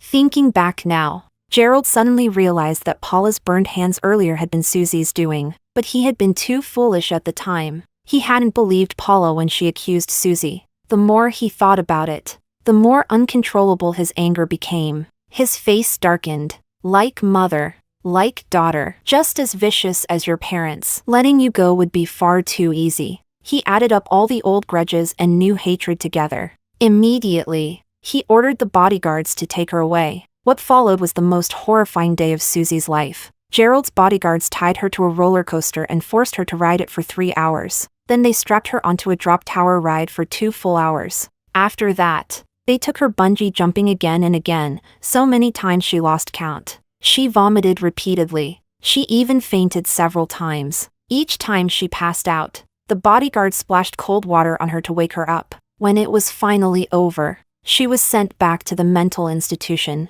There, she still had to face the mad patients, who sometimes bit, attacked, and beat people without warning. But it didn't end there. This kind of torment repeated itself every single day afterward. Her body and mind were completely broken. She was tortured until she was barely human anymore. And with every passing day, her hatred for Gerald grew stronger. No one knew how many days had passed like this. One evening, Gerald had just finished entertaining clients and walked out of a restaurant. Suddenly, Susie appeared beside his car without warning. "You have no right to treat me like that," she screamed. "You're the one who deserves to die. Everyone in the Ramos family deserves to die. Go to hell." Driven insane, she rushed at him with a kitchen knife. Gerald was caught off guard. She slashed him twice before the bodyguards reacted. They quickly seized the knife and pinned her to the ground. Blood poured from the 2 wounds on Gerald's shoulder. Cold sweat ran down his face. Not long after, he collapsed from the injuries. He was immediately rushed to the hospital. When Mrs. Ramos received the news, she hurried there, seeing Gerald still inside the emergency room. Her anger erupted. She glared at the bodyguards. How did that crazy woman escape from the mental institution? The bodyguards lowered their heads nervously. They said, "She snuck out." Mrs. Ramos was furious. She regretted not dealing with Susie more ruthlessly before. Now Susie had escaped and injured Gerald. Her voice was cold with anger. "Send her to the police station. Lock her in prison." "Yes, ma'am. We'll take care of it immediately." Gerald was eventually saved. His wounds required countless stitches. When he was finally out of danger and transferred to a hospital room, Mrs. Ramos's heart finally settled. Looking at Gerald, who had regained consciousness, she said with relief, "Your father is already gone. Paula and the child she was carrying are gone too. If something happened to you as well, how could I continue living in this world alone?" Paula. Every time her name was mentioned, Gerald felt as though his heart were being torn apart. The woman he had loved for 6 years. The woman who had shared his life day and night. He would never see her again. Even now, he still couldn't forgive himself. Gerald gave a bitter smile. "Maybe this is the punishment I deserve for not cherishing her." Mrs. Ramos knew how deeply Paula's death had affected him. That pain had never left his heart. She sighed. "The dead can't come back to life. It's been so long already. Try to let it go." Paula and the child she carried were indeed tragic losses. But what had happened could never be changed. Mrs. Ramos tried to comfort him. "There are many good women in the world. Paula is gone. But you can still meet someone else. Let go of the past." But Gerald couldn't let go. Every time he remembered the 5 years he spent with Paula, it felt as though his heart were being ripped open again and again. His throat felt dry and hoarse. "Mom, do you think Paula might not actually be dead?" Mrs. Ramos shook her head. "How could that be? In that situation, there's no way she could have survived. Unless the explosion was something she planned herself." Gerald fell silent. Deep down, a thought began to form. Maybe Paula had really arranged the explosion herself. Maybe she had done it to escape from him. After all, he had shattered her heart completely. Chapter 16. The explosion caused by the gas leak had indeed been designed by Paula as a way to fake her death and escape. She did it to completely cut ties with the Ramos family. Back then, after she made the deal with Mrs. Ramos, her passport had been kept by Mrs. Ramos. But now that her passport, visa, and divorce certificate were all finally in her hands, she no longer wanted anything to do with the Ramos family. Gerald's actions had completely broken her heart. If she gave birth to this child and the Ramos family took the child back, she couldn't imagine what kind of life the child would grow up in, or what the child might become in such a family. Although giving birth to the child had been part of her agreement with Mrs. Ramos, breaking that promise now did feel like going back on her word. But when she thought about Gerald's madness for Susie, she couldn't help feeling that letting this child grow up in the Ramos family would be a tragedy. So she arranged the explosion. While the people Mrs. Ramos had assigned to watch over her were away, Paula released gas into the house and set a timed detonation. Then she quietly left the remote town in a car she had already prepared. After that, she contacted a close friend of hers who lived in Europe. She asked her friend to help her change her name, replace all her contact information, abandon everything tied to her past, and find a way for her to obtain a visa to leave Europe. Eventually, after traveling through several places, She arrived in Italy. Not long after settling there, one day her friend Lisa suddenly rushed into the small apartment Paula was renting. As soon as she entered, Lisa asked anxiously, "Did you see the news from back home?" Paula looked confused. "What news?" "Your ex-husband was stabbed by a crazy woman. He was seriously injured and hospitalized." Paula froze for a moment when she heard that. Lisa pulled out her phone, opened a news website from their home country, searched quickly, and showed her the page. "Look! It's all over the news." The page was filled with reports about Gerald being hospitalized with severe injuries. And the woman who stabbed him was Susie. Paula was surprised, but at the same time, not entirely surprised. She had long suspected that with the deep hatred between Susie and the Ramos family, something terrible would eventually happen. She just hadn't expected it to turn into this kind of violent confrontation. Lisa put away her phone and sat down on the sofa, clicking her tongue. These people are completely insane. Good thing you got away from the Ramos family in time. If you were still involved with them, who knows what would have happened to you. At that moment, Paula also felt that leaving had been the right decision. Still, a trace of worry crossed her mind. "I just don't know if my fake death really fooled the Ramos family." "It probably did," Lisa said. "If it hadn't, with the way the Ramos family operates, they would have already searched the entire world for you." Paula thought to herself. Hopefully that was true. She didn't want her life to be disrupted by the Ramos family ever again. Lisa suddenly asked curiously, "By the way, what exactly did you like about Gerald back then?" She and Lisa had grown up together as childhood best friends. After graduating from university, Lisa immigrated to Italy with her family, while Paula stayed in their home country and married Gerald, becoming the young madam of the Ramos family. They had never lost contact over the years. This time, when Paula changed her identity, it was Lisa who helped her. So Lisa knew most of the story between Paula and Gerald. Paula pressed her lips together and smiled faintly. "I was young back then. Still in middle school. We were in the same class. The first time I got my period, I didn't know what was happening. The whole class laughed at me." She paused before continuing softly. "He was the only one who didn't laugh. He took off his school jacket and let me wear it so I wouldn't have to keep standing there in embarrassment. It had been such a small gesture, but to her, it made him feel like the most special person in the world. And because of that moment, he had lived in her heart for many years." Lisa looked puzzled. "Did Gerald ever know about that?" Paula shook her head. "It happened so long ago, he probably forgot it completely." Not only did Gerald not remember it, he never even knew that she had secretly loved him for so many years. At first, when Mrs. Ramos approached her with the deal, Paula had thought it was fate giving her a chance. She had even believed that if they eventually divorced, it would at least happen peacefully. But in the end, their story ended like this. Lisa hesitated before asking another question. "Do you still love him?" Paula answered without hesitation. "No." The moment she saw how he repeatedly lost all sense of boundaries for Susie, her love had already died. "And the baby?" Lisa asked. "Are you going to keep it, or abort it?"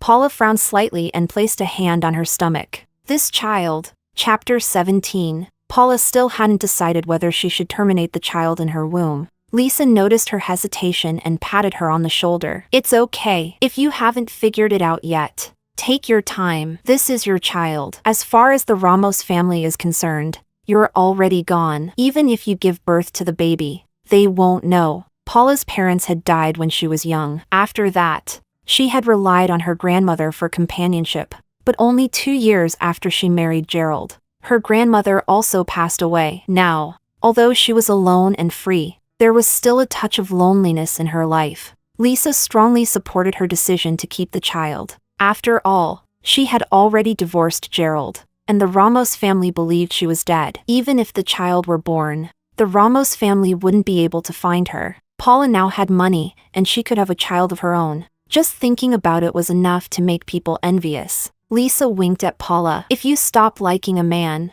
you can just replace him. Anyway, there aren't many reliable ones out there. Dating is fine, but finding someone who can truly stay with you for a lifetime is rare. A woman can live her life without a husband. Men aren't a necessity, but having a child of your own makes life feel more complete and meaningful. Besides, whatever else you might say about Gerald, His looks and his genes are pretty good. If you give birth to the baby, just think of it as borrowing his genetics. Lisa had lived abroad for a long time. Her thinking was quite open-minded and different from many people's. Paula smiled faintly. Then I'll think about it a little more.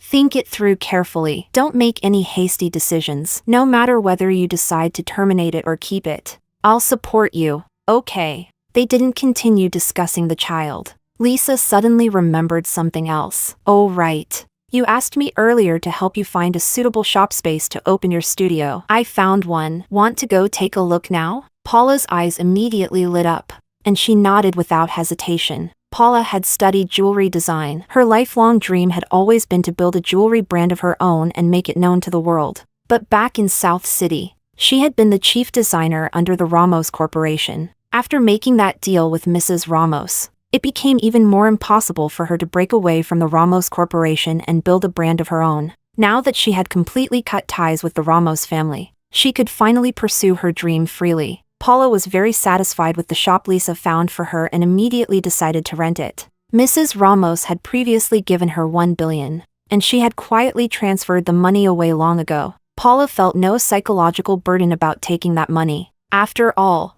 during the period when Gerald had lost his memory and become so irritable that no one dared approach him, she had been the one who cared for him tirelessly, devoting all her energy and effort. That $1 billion was something she deserved. And with that money, opening her own jewelry studio was no problem at all. Time passed in the blink of an eye, and soon 3 years had gone by. By then, Paula's studio had grown stronger day by day. From an obscure little studio, it had developed through relentless effort into a well-known jewelry brand company. The jewelry she designed was deeply loved by wealthy ladies in high society. Even the brand's spokesperson was a hugely popular celebrity of the moment. While her company's brand became widely famous, she herself remained extremely low profile, because she didn't want the Ramos family to discover that she was still alive. She never appeared in public, and the company wasn't even registered under her name. However, even though she was cautious enough, she still unexpectedly ran into Gerald in the end.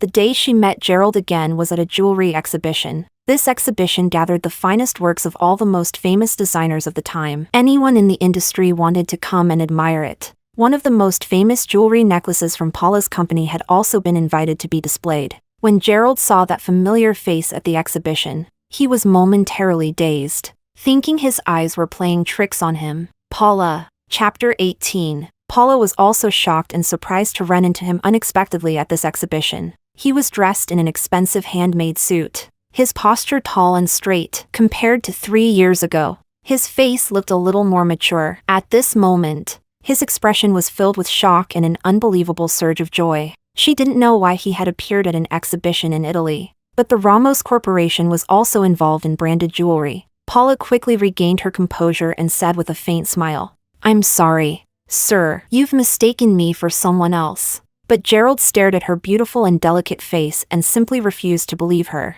He fixed his gaze on her stubbornly. "You are Paula. Your face, your voice, they're exactly the same. You can't fool me." They had once loved each other and lived together for 5 years. He was familiar with everything about her, although she now looked radiant and elegant. And compared to when she left South City 3 years ago, her temperament had become more refined and energetic. He was absolutely certain she was Paula. Gerald couldn't hide his joy at all. His expression revealed overwhelming excitement. "I knew it. You didn't die in that explosion 3 years ago. You must still be alive." Paula frowned, thinking how unlucky she really was. 3 years had passed, yet she never expected to run into the person she least wanted to see here. Not wanting any connection or involvement with him, Paula coldly threw out a sentence. "I said, you've mistaken me." After speaking, she turned around and left. But the moment she walked away, Gerald immediately chased after her.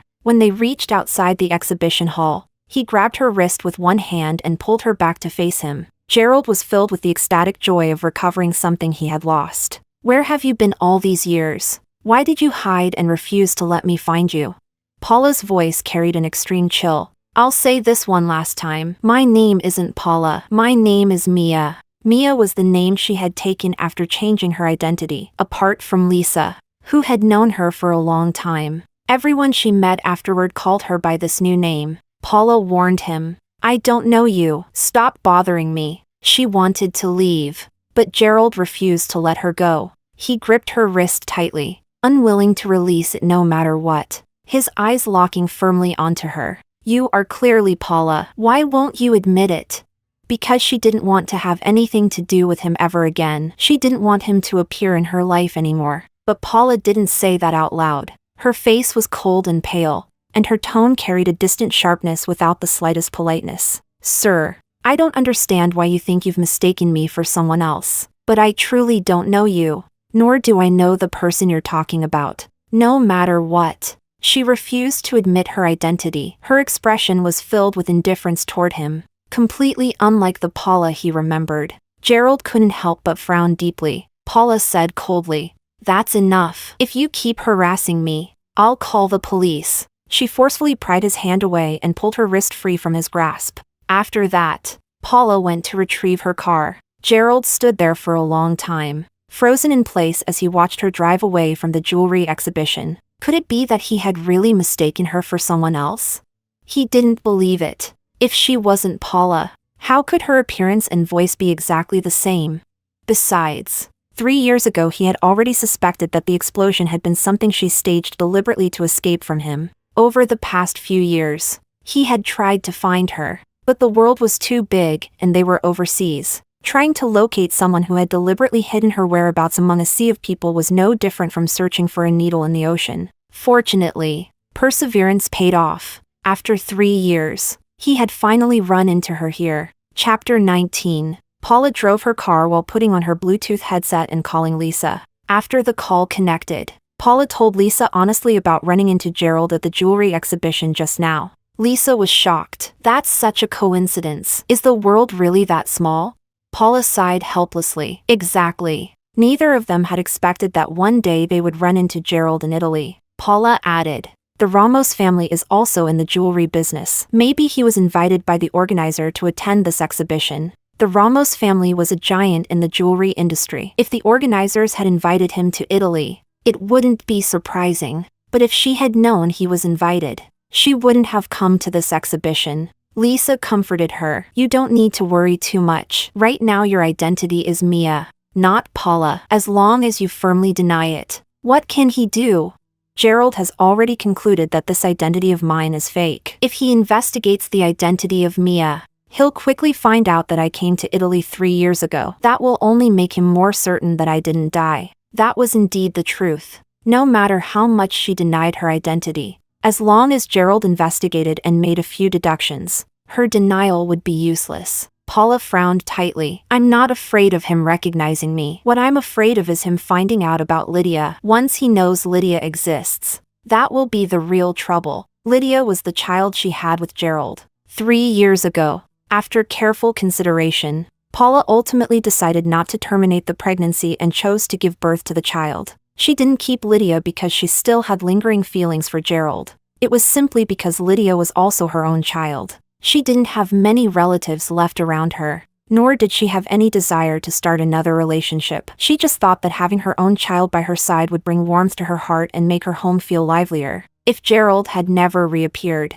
then everything she had now would have been the life she had always dreamed of. But now that Gerald had appeared, Lydia's existence might not remain hidden. Once he discovered that Lydia was his daughter, Gerald would probably do everything possible to claim Lydia. The Ramos family would never allow their bloodline to remain outside the family. That was what worried Paula the most. Lisa thought for a moment. "How about we send Lydia away for now, hide her somewhere so he can't see her? Maybe then everything will be fine. If he can find out that I came to Italy 3 years ago, it wouldn't be hard for him to ask around and learn that I have a daughter. You can hide it for a while, but not forever." That was true. Hiding Lydia wasn't really a good solution. Besides, Lydia was still very young. How could she possibly be separated from Paula?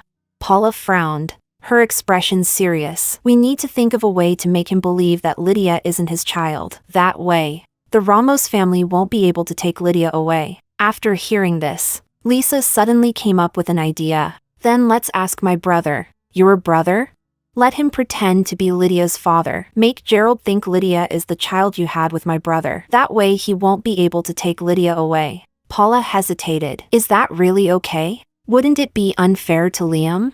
Lisa laughed. Don't worry about that. My brother doesn't have a wife or a girlfriend. And he doesn't like anyone either. He's just a single guy who spends all day in the lab. It won't affect him at all. He's watched the two of us grow up together. And he knows all about your situation. If I just mention it to him, he'll definitely help you. Chapter 20. After Paula left the jewelry exhibition, Gerald did not chase after her immediately. Instead, he went to the exhibition organizer. This jewelry exhibition was extremely prestigious. Without an invitation from the organizer, unrelated people could not enter. Those who attended were either top brands in the industry or members of powerful and influential families. Therefore, it was very easy for Gerald to obtain information about Paula from the organizers. The organizer said, "That young lady is the boss behind DK Jewelry and its main designer. Her name is Mia. She was specially invited by us to participate in this exhibition." Gerald had known about the jewelry brand DK for quite some time,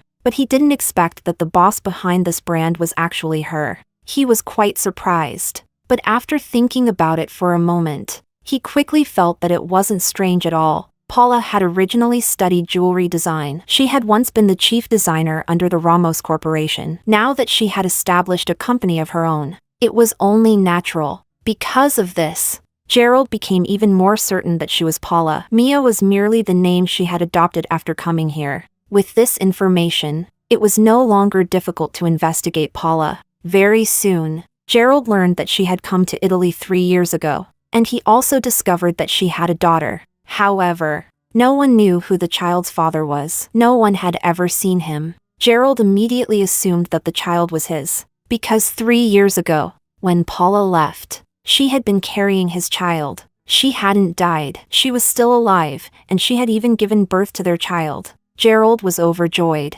Unable to suppress the happiness and excitement surging inside him, he completely pushed everything else out of his mind. After learning where she lived now, he rushed over first thing the next morning without stopping. However, when he arrived at the apartment where Paula lived, he hadn't even had time to knock on the door. At that moment, the apartment door opened in front of him. Paula appeared in his sight, dressed in a casual beige suit. "Paula." Gerald's face lit up with joy as he stepped forward, but in the next second, he saw a man wearing refined glasses standing beside her, holding a 2 or 3-year-old child. Gerald was stunned, his eyes widening in shock. He looked at Paula, then at the man beside her, and heard himself ask, "Who is this man?" Paula glanced at Liam beside her. Before she could speak, Liam explained first, "I'm her husband." "And who might you be?" "Husband?" Gerald felt as if someone had punched him hard in the chest. Confusion immediately filled his mind as he stared at her. "Is he really your husband?" Paula said calmly, without emotion. "Other than my husband, who else would appear in my apartment so early in the morning?" Gerald froze completely, his mind going blank. Paula said coldly, "And sir, why are you standing outside my apartment door?" Beside her, Liam, still holding Lydia, asked, "Do you know this stranger?" Paula replied indifferently, "I met him once at the exhibition yesterday. He insisted that I looked like someone he knows." Liam nodded as if he understood. "I see." Gerald watched their back-and-forth conversation as though he were nothing more than an unrelated stranger. It felt as if something were stuck in his chest, making it difficult for him to breathe. He stared at her steadily. "You are clearly Paula. Why won't you admit it?" Paula frowned, about to speak, but Gerald interrupted first. "I've already investigated everything. No matter how much you deny it, it's meaningless." Chapter 21. Paula had already guessed things would turn out like this. Having prepared herself mentally, she remained calm and unflustered when she heard his words. She said to him in a calm and indifferent tone, "No matter who I am now, it has nothing to do with you anymore." Gerald's pupils froze slightly. How could we have nothing to do with each other? What relationship do we still have? Don't tell me Mr. Ramos has forgotten that we've already been divorced for a long time. And now, I also have a new marriage and family. A new marriage and family. Those few words were like knives stabbing into his heart. Gerald endured the pain in his chest and looked at Lydia in Liam's arms. "No matter what relationship you have with this man, at the very least, we already have a child together. Paula, come back with me. Let's go back to South City." Before he could even finish speaking, Paula's voice grew even colder. This child has nothing to do with you either. Nothing to do with me? This isn't your child. The baby from 3 years ago no longer exists. Gerald simply refused to believe it. Without even thinking, he said, "You're trying to lie to me again. This child is clearly ours. 3 years ago, she had deceived him with a fake death and disappeared without a trace. For all these years, he had heard nothing about her and had nowhere to find her. And now she wanted to deceive him again, saying this child wasn't his? No matter what, Gerald would never believe that the child had nothing to do with him. He wasn't a fool who could be fooled by her words alone. He forced a smile. Paula, stop lying to me. This child must be mine, and can only be mine. Paula frowned in displeasure. Suddenly Gerald stepped forward, trying to snatch Lydia from Liam's arms. Give me my child. Liam held Lydia tightly and stepped back before Gerald's hand could reach her, preventing him from touching the little girl. Liam spoke unhappily. I already said this child has nothing to do with you. If you want to cause trouble here, don't blame us for calling the police to remove you. She's my child. What's wrong with me wanting to hold my own daughter? Gerald stared at the little girl in Liam's arms. She was pink-cheeked and delicate, her small face soft and adorable, with incredibly beautiful eyes. Just looking at her made his entire heart soften. But Paula snapped angrily. How many times do I have to say it? This child has nothing to do with you. Stop trying to lie to me, Paula. At her age, it perfectly matches the timing of our child. If she's not my daughter, whose could she possibly be? As he spoke, Gerald tried once more to take Lydia from Liam. Give me my daughter. His daughter was so adorable. Yet she was being held in another man's arms. How could Gerald possibly tolerate that?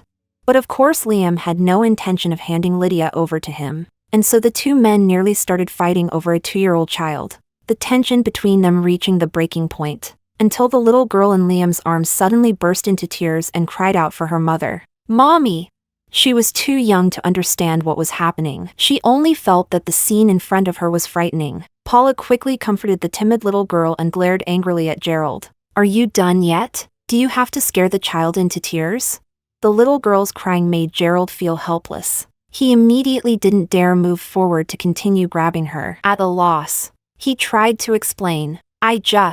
Paula cut him off directly. Since you insist on believing that Lydia is your child, fine, wait here. She turned and walked back into the apartment. In less than 5 minutes, she came out again holding 2 items. Paula slapped the 2 things into his hands. This is the consent form for the abortion surgery I had 3 years ago, and the bottle contains Lydia's hair. You can take it for a DNA test and see for yourself whether she is your daughter. Chapter 22. After handing everything to Gerald, Paula went into the elevator with Liam and Lydia and left. Gerald stood there in a daze, holding the items in his hands. On the abortion surgery consent form issued by the hospital, Paula's name was written clearly, along with the date from 3 years ago. Apart from that consent form, there was one more thing, hair sealed inside a glass bottle. Gerald held those 2 items and remained frozen in place for a long time. They took the elevator down to the underground parking garage and got into the car. Liam drove, while Paula and Lydia sat in the back seat.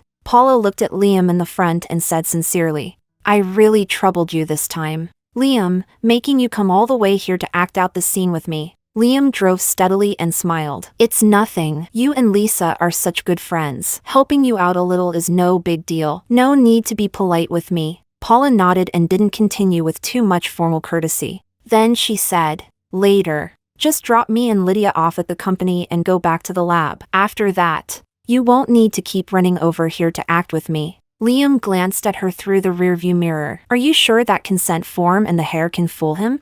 Paula was close with Lisa, so Liam also roughly knew the full story of what had happened between her and Gerald. Paula wasn't sure whether she could fool Gerald. That abortion consent form was something she had prepared 3 years ago. It was in case Gerald ever found out about Lydia's existence, so she could produce proof that she hadn't kept the baby. As for the strand of hair, it naturally wasn't Lydia's. Paula pressed her lips together. It depends on whether Gerald chooses to believe it. If he doesn't, I'll think of another way. But no matter what, I won't let him take Lydia away. Lydia was her daughter. From the moment she decided to give birth, She had already made up her mind that she would not let Lydia have anything to do with the Ramos family. Liam, of course, knew how important Lydia was to her. He thought for a moment. I think I should stay by you and Lydia's side for a while, just in case something happens and you can't handle it alone. Paula was startled. But wouldn't that be too? Liam smiled. Given our relationship, you don't need to worry about troubling me. And you don't need to worry about delaying anything for me. There isn't much going on in my lab recently. I have time. After a brief pause, he looked at her in the rearview mirror. And besides, I already said I'm your husband. If I show up for one day and then disappear, no one would believe it. If we're acting, we have to act it all the way through. At the very least, we should keep it up until Gerald leaves and stops coming to bother you. Only then would she and Lydia be free from Gerald's harassment. Since he put it that way, Paula didn't refuse again. She said gratefully, "Then thank you." When they arrived at the company, Paula invited Liam to go inside and sit for a while. Liam nodded in agreement. He stayed in the reception area, patiently playing with Lydia, while Paula worked in her office. At noon, Lisa came to the company to see her. Seeing Liam patiently playing with Lydia, Lisa's eyes shifted slightly. She turned and asked Paula, who was behind her desk, "What do you think of my brother?" "He's pretty good." "Why?" Lisa suddenly leaned halfway over Paula's desk and winked at her. "Then why don't you consider him?" Paula was stunned. "What nonsense are you talking about?" "I'm not talking nonsense. I'm seriously asking you this." Chapter 23. Although Lisa spoke with a serious expression, Paula still felt that she was joking. Paula laughed lightly. "Isn't it a bit inappropriate for you to suddenly start playing matchmaker like this? You're single. And my brother is single too. What's inappropriate about that?"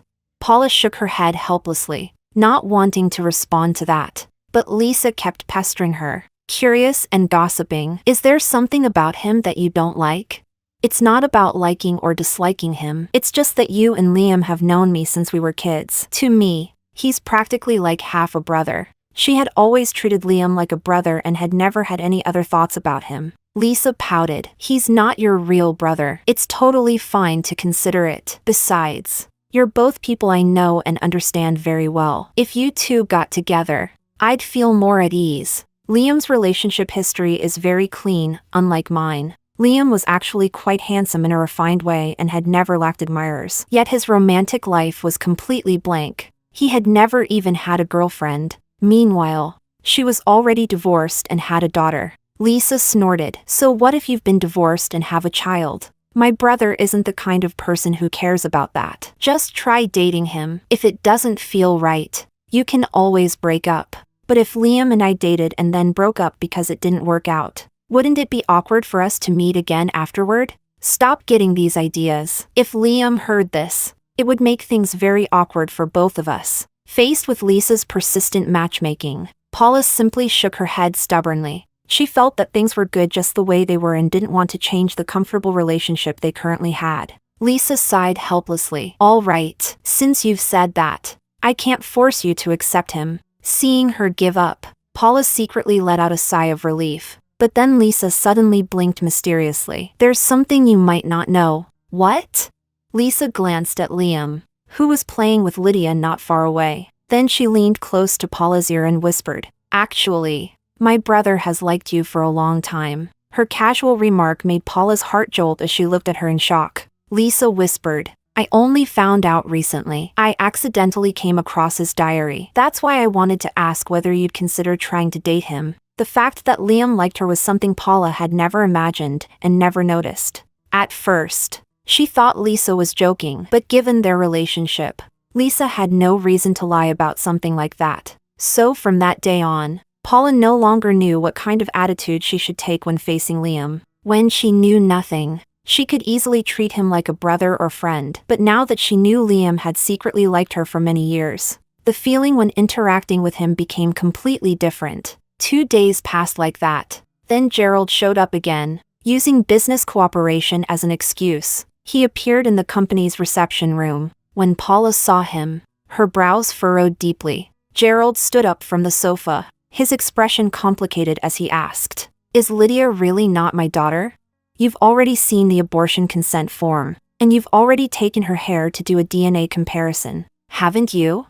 Gerald had indeed done the DNA test. He couldn't quite describe what he was feeling, but I still don't believe it. Besides, that hair wasn't taken from Lydia's head in front of me. Paula looked at him coolly. So what, you want me to pull out another strand of her hair right in front of you and let you do another paternity test before you'll finally give up? Chapter 24. Gerald felt a dull pain in his chest from the cold tone of her voice. Paula looked at him calmly and said, "If you insist. Fine, I'll bring Lydia here right now and take a strand of her hair in front of you." She made a move as if she were about to bring Lydia over, looking completely unconcerned about letting him conduct another paternity test. But in truth, Paula felt extremely uncertain. She was simply gambling. She was gambling that Gerald believed the DNA test he had already done was real. She was gambling that Gerald believed she truly wasn't afraid of letting him do another test. Just as she turned and walked to the door of the reception room, Gerald pressed his lips together and suddenly spoke in a defeated voice. "No need."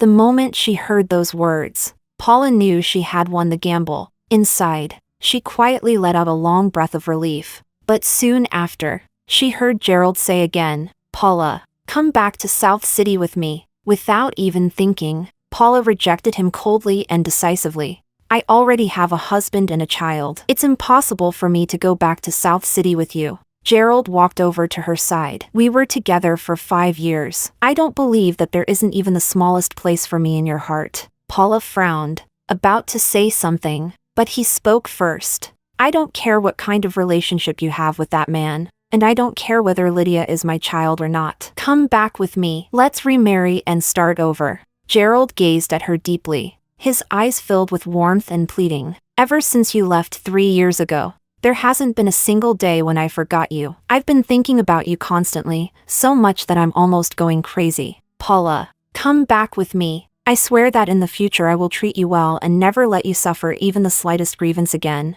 Paula's lips moved slightly. At that moment, Lydia's voice suddenly sounded. "Mommy." Paula turned her head toward the sound and saw Liam walking toward the reception room, holding Lydia's hand. Lydia was wearing a little princess dress. Liam, wearing his refined glasses and casual clothes, smiled at her. "It's lunchtime. Lydia asked me to bring her over so we can go eat together." Looking at her adorable daughter, Paula's heart softened. She was just about to walk toward them when suddenly her wrist was grabbed tightly by Gerald. Gerald pleaded anxiously, "Paula, come back to South City with me. I really can't live without you." He gripped her wrist tightly, afraid that if he let go, she would disappear once again. But Paula said coldly and distantly, "Gerald, we divorced 3 years ago. Now I have a husband and a daughter. I can't abandon my husband and daughter to go back to South City with you." He said hurriedly, "I don't mind if you bring Lydia back with you, but I mind." Paula pried open his fingers one by one, showing no emotion at all, and forcefully pulled her wrist out of his large palm. She said, "What we had ended a long time ago. Please stop bothering me." After speaking, she shook off his hand and walked away from him. Watching her walk toward Liam and Lydia, Gerald felt a pain in his chest so intense it seemed he could hardly breathe. His eyes gradually turned red. "Are you still blaming me for what Susie did 3 years ago?" Blaming him? Of course Paula had blamed him, resented him, and hated him back then, but now she had a successful career, a lovely daughter, and a happy, fulfilling life. Those things from the past no longer mattered to her. However, Gerald clenched his teeth and suddenly said, "Fine. For the harm I caused you 3 years ago, I'll pay it back to you." Chapter 25. As soon as the words fell, Gerald picked up the fruit knife from the coffee table in the reception room and stabbed it fiercely into his abdomen. Bright red blood immediately began pouring out from the wound. Paula and Liam both gasped in shock. "Gerald, what are you doing?" Blood quickly soaked through Gerald's suit. His face turned pale from the pain, yet he still managed to smile at her. "What I owed you, I've paid it back." Paula and Liam both thought he had completely lost his mind, afraid Lydia would be frightened. Liam quickly covered the little girl's eyes with one hand while taking out his phone with the other to call emergency services.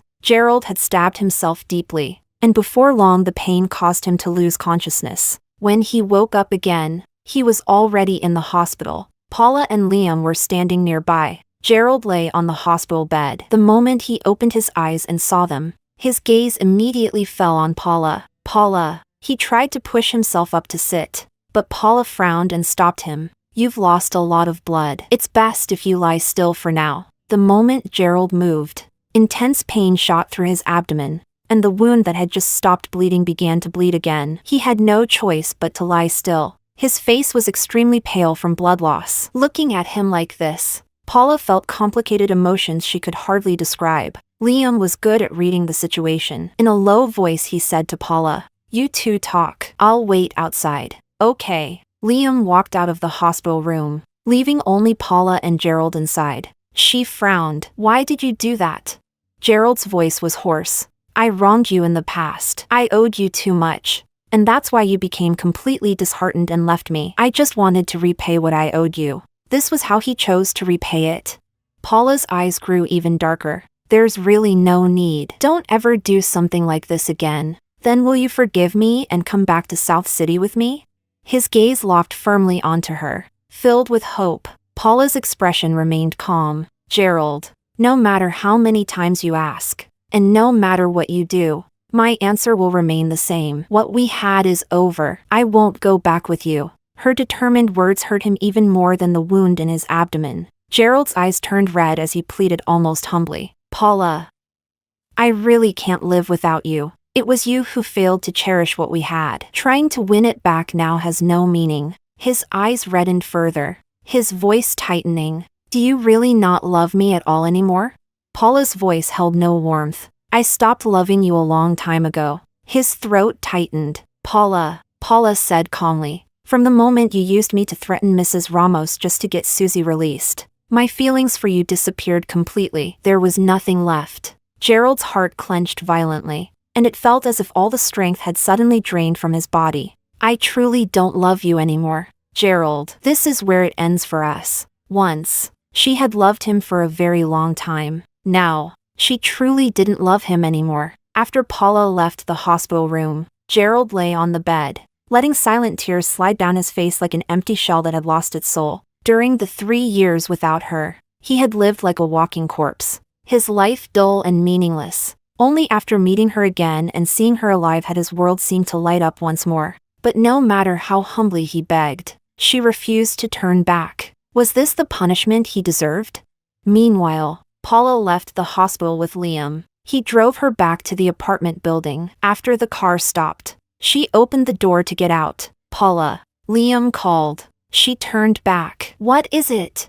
Liam looked at her beautiful face, finally gathering his courage. He picked up the bouquet of flowers he had prepared earlier in the back seat. Holding the flowers out to her, Liam spoke with complete sincerity. "I like you." Paula froze. Suddenly she remembered what Lisa had said earlier, that Liam had liked her for a long time. Liam smiled gently. "You might not believe it, but I've liked you for many years. I just never told you because Lisa once said you had a crush on Gerald." Later, when she married Gerald, he had even less of a chance. Eventually he had given up and focused entirely on his research. Then 3 years ago, she divorced Gerald. "For all these years, I didn't confess because I was afraid you still had feelings for Gerald. But today at the hospital, when I realized he's completely gone from your heart, I wanted to fight for a chance for myself." Paula was caught off guard by the sudden confession. "Liam, I'm divorced, and I have a child. Liam spoke gently.